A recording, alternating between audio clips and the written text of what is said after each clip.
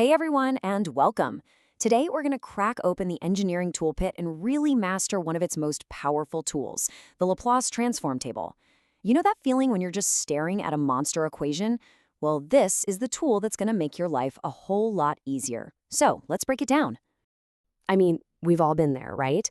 Staring at some tricky differential equation for hours, just feeling totally and completely stuck. It's a classic pain in the neck in any calculus or engineering course. But what if I told you there's a way to kind of cheat? A mathematical shortcut that takes those tangled up problems and turns them into simple, clean algebra. Well, that's exactly what the Laplace transform does. So let's think of this whole thing as our new go-to toolkit. Our main job here is to take a problem from what we call the time domain, or the t domain, and shift it over to the frequency domain, or its s domain. And why would we do that?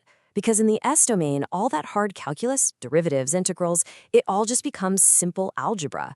The math is just way, way friendlier over there. So what exactly is this conversion? Well, the Laplace transform is just a machine that takes a function of time, we call it f of t, and spits out a new function of something called complex frequency, which we call f of s. And that's it. That's the secret sauce that turns nasty calculus into something you can actually solve. All right, every good toolkit needs its basic parts, right? The nuts, the bolts, the screwdrivers. For us, these are the basic functions and their transforms. Let's take a look at the first part of our table and see what we're working with. So we're going to start with the absolute basics. You've got to master these, because these are the core components you'll see popping up literally everywhere, inside of much bigger, more complex problems. Okay, let's get into it. First up, the simplest ones. The transform of a constant, like the number 1, is just 1 over s. Easy enough.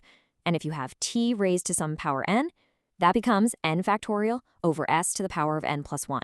Super simple, right? These are the ones you just got to know.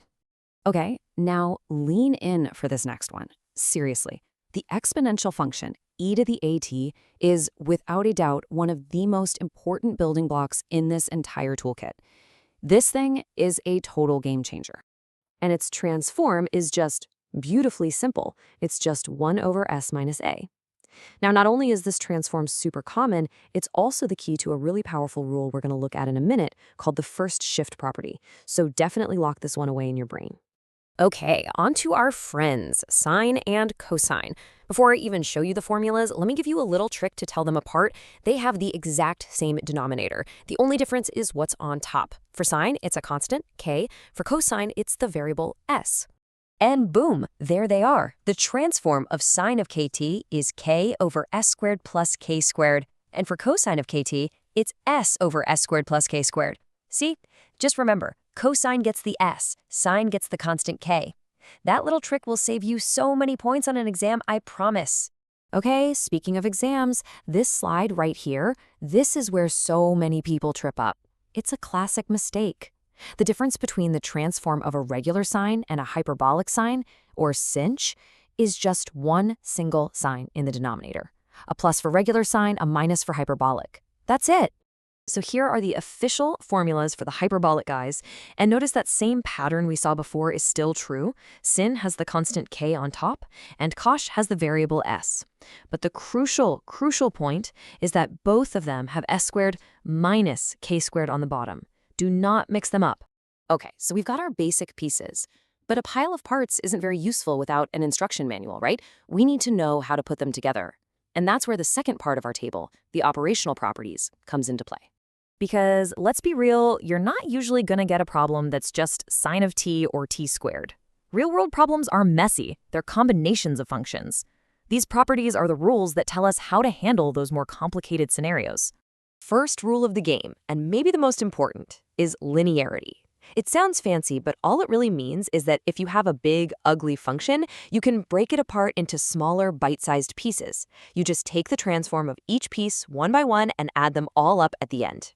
So if you see something like this, don't panic. You just find the transform of f of t, then find the transform of g of t separately, and then just put them back together with their constants at the end. Easy. Hey, remember that exponential function I told you was a game changer? Well, here's the payoff. This rule, the first shift property, is your go-to move anytime you see a function you recognize being multiplied by an exponential. That's your signal. Ding, ding, ding, it's time to use this rule.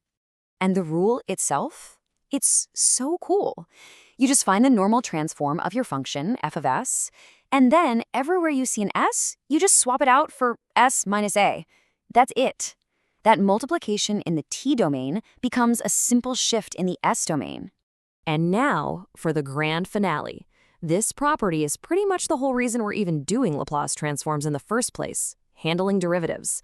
I know the formula can look a little scary, but it's really just a simple three-step recipe. Step 1, find the transform of the function without the derivative. Step 2, multiply that whole thing by s. And step 3, subtract the function's initial condition, f of 0. And just like that, calculus becomes algebra. That's the magic right there. All right, we've got our parts, we've got our instruction manual. Now let's put it all together into a clear, repeatable strategy you can use to solve pretty much any of these problems. So when you're staring down one of those really tough differential equations, what's the core game plan? How do you actually use this toolkit effectively? It's this simple. You use the properties, the rules, to break the big problem apart into simpler, recognizable pieces. Then, once you have those little pieces, you use the basic function table to solve each one of them individually. That's the whole game. Break it down, then solve the pieces. So what's the big takeaway here? This isn't just a bunch of abstract math for a test. This toolkit is what engineers use to design and analyze electrical circuits, mechanical vibrations, control systems, you name it. So the real question is, now that you have this amazing toolkit, what are you going to build? What problems are you going to solve?